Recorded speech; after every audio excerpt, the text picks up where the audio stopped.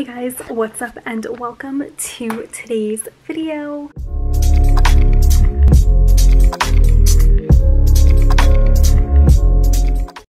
So as you guys can tell by the title of this video, I am doing a new series here on YouTube called Founder Friday, and basically I am going through and interviewing a bunch of founders and just having them share their story and the things that they learned and why they got started, and really kind of diving into the nitty-gritty of things. So I'm really excited for this first episode. It's with my friend Sarah. We met in college like years ago and we've been friends ever since. So I'm really excited to kind of share that with you guys today. If you guys enjoyed this video and you guys want to see more, comment down below like what other founders or what other industries you want to see people from. And if you guys have any other questions, I tried to kind of like keep the most important ones and keep it as like concise as possible. But of course, if there are other questions that I skimmed over or maybe more things that you guys want to know, leave them down below. But yeah, I'm really excited. So let's get into this. Hi everyone, so I'm super excited. I have my longtime friend Sarah here with me. She's literally such a queen and we've literally been friends for years, right? Like it's been like a while, like we've known each other for a little while. We're old now, so yeah, we met in college and so we've basically been friends ever since, and she's literally a queen. And so yeah, let's kind of just hop right in. So Sarah, do you want to like introduce yourself and what your business is? sure. So my name is Sarah Leonard, and I'm a creative strategist and entrepreneur based currently in Philadelphia. What that means, creative strategist, is a question that I get a lot. It can mean a lot of things. So what I do is I help brands and businesses to increase their visibility and also restructure their organization. So I provide services ranging from digital strategies like social media management, email marketing, to operational business development services. So swanky. So very official. Yeah, but you're a queen.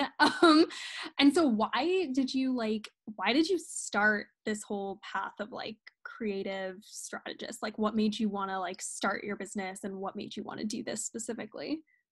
So this is also another question that I get a lot, and I think it's pretty funny because I never really had any intention of going in any other direction.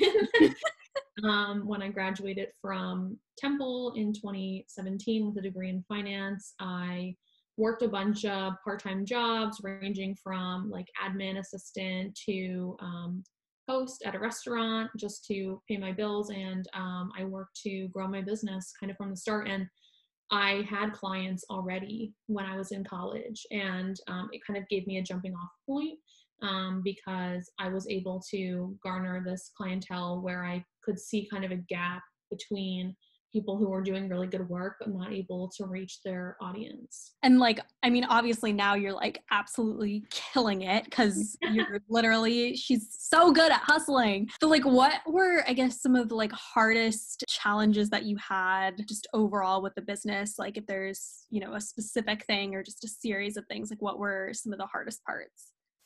I think overall the first few years is kind of the most difficult part, and it sounds like it's a long time and it feels like it's a long time, but entrepreneurship is kind of a long game, and you have to be in it for a while before you start really seeing the progress that you were hoping to see like in the first 6 months.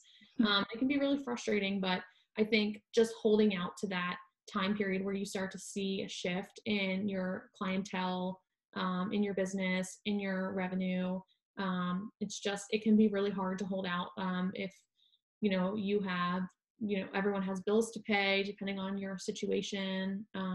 It can be really difficult. So that was definitely the hardest thing for me, was just feeling like I was constantly just had no money. I was totally broke, and when was that going to end is a question that like a lot of people are not comfortable having hang over their head for like 2 or 3 years. I remember because we would talk about this all the time and you'd be like super stressed, like I needed like another client. I need to like kind of keep things going because, you know, you need to have a client all the time or your money's gonna run dry. What was like, I guess, how did you like keep yourself motivated to like keep pushing forward even when you were like in the thick of it of being like, oh my God, this sucks? Yeah, it's really hard to stay motivated sometimes when you're feeling like that.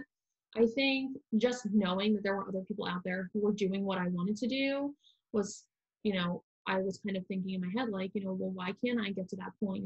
It was more of like, it's not that I really ever lost motivation per se. There were definitely days where I felt really defeated, felt really unmotivated. But um, when I looked to see that other people were doing what I wanted to do, it was kind of more of like, okay, so, what am I doing wrong, or what do I need to pivot?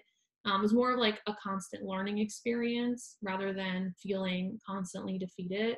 Mhm. And that can be really tough too, because I do hear a lot of other, especially like other women entrepreneurs who are starting their business and they're just like feeling so down about it. Mhm. And it's upsetting to hear that, but I totally can relate. Well, because I mean, it's obviously like it's tough starting, and then, you know, obviously not everything happens all at one time. And Yeah. so it is tough to kind of have to be your like number one cheerleader, like also the worst critic at the same time. I guess on the flip side, like what's the coolest thing that's happened or the most rewarding part of your job? So I think the coolest thing that has happened to me is like more recently, I've started to build like my own personal brand now that I finally have time to do it, because I'm not constantly on the hunt for my next project. But I have a lot of other women reaching out to me saying that they feel inspired by my journey, that they, are just really so glad to hear that my business is like doing well, and that, now they're going to start their own business or whatever. And it's really awesome, because my business didn't really start taking off until like middle of last year. So I was in, kind of running around like a chicken without a head phase for, like the normal amount of time of Yeah. entrepreneurship, which is like, 2 to 3 years, of being like, oh my gosh, what the heck am I doing? And so now I feel really kind of solid in my steps forward. And it's just really cool to see all these people reaching out saying that they feel inspired by my journey. I'm kind of like, oh, really? Well, you should have seen me just even a year ago. Like, it's a totally different, situation. So, But even I'm like totally inspired by you because like I know like I mean I also know you personally, and so I just like, even though you were like going through it, I was like, she's gonna come out on top because she literally hustles so hard and she's so smart. Like, oh, thanks, Neha. That's so sweet. it's true though. I mean, like you are definitely someone where like even if you're going through like a tough time, like you still keep motivated, and I think that that's like that's hard to do. Like that's actually like a hard thing to like keep yourself focused and be like, I'm going to get through it and I'm going to get there. And you Yeah, did. it's, um it's tough. Not gonna lie. but now like you can look back on it and be like, this is a great chapter in my life because now I'm killing it. Yeah.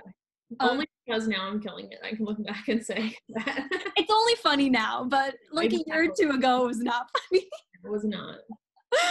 Do you have any like advice for anybody who wants to start their own business? Like what would you tell somebody who's like, I want to do my own thing? So, one thing that I more recently came to terms with, just with myself and my business, is actually a phrase that I heard from someone else, which is done, not perfect. And I spent so much time at the beginning of my business trying to make things perfect and waiting until my website was perfect before I kind of, launched it into the world. And my website that I have now looks totally different than the website that I started with. So I would just say that if you're starting and you're still feeling like you're, ironing out your services, or, you're not really sure like what direction you need to take your next step in, is to just go for it and don't be so worried about it being perfect. No one is expecting you to be perfect. The client isn't expecting you to be perfect. I mean, if they're expecting you to be perfect, then you should get rid of them, because that's a totally unrealistic expectation. So that's definitely my number one advice is, don't focus so much on having everything being, like a shiny diamond. It's totally okay to to step forward and know that you have some work to improve. Yeah, that's honestly great because I feel like a lot of times people have like imposter syndrome before even like getting there. I feel like a lot of people, like their first hurdle is like, why should I even start this? Like, I'm not even an expert in this field, or I'm not an expert in this industry, or like, I didn't study this in college. So like, who am I to like start this? Yeah. But there's so many founders who have literally created businesses off of things that they weren't experts in, and like this constant, like you're constantly trying to get better. So Yeah. And I see this a lot in other women. They don't consider themselves an expert in their field, even though they literally have a full-time job in that field. mm-hmm. Why don't you consider yourself an expert? You know, you have the ability to help someone within this topic. Exactly. Exactly. Shoot for the stars, you know, do your thing. And how can people follow you? How can they support you? Is there a way that they can keep in touch with you Yes. and story? So my website is Sarah with an H, Q Leonard. And that's also or sarahqleonard.com. And then all of my, my Instagram, my Facebook are Sarah Q Leonard also. If you go to my website, I'm starting to rev up with webinars, which is really exciting. So I'm hosting a social media bootcamp at the end of this month, and I think it will probably turn into a series. And I'm also launching a webinar series specifically for women who are hoping to start their own business, or they're in the process of starting their own business. And that's on my website as well. So it hasn't been announced on my social platforms yet, but I'm letting you guys know first. Woo! Well, I'm going to link all of the stuff. I'll have it kind of come up on the screen. So if any of you guys are in need of some expertise, you guys can totally sign up for Sarah's webinars, and, you can probably become her next client because she's brilliant. Thanks so much for joining me. This was like super, super fun and super informational, and you're a queen, and I'm your #1 fan, and I wish you continued success in your future. Thank you, Neha.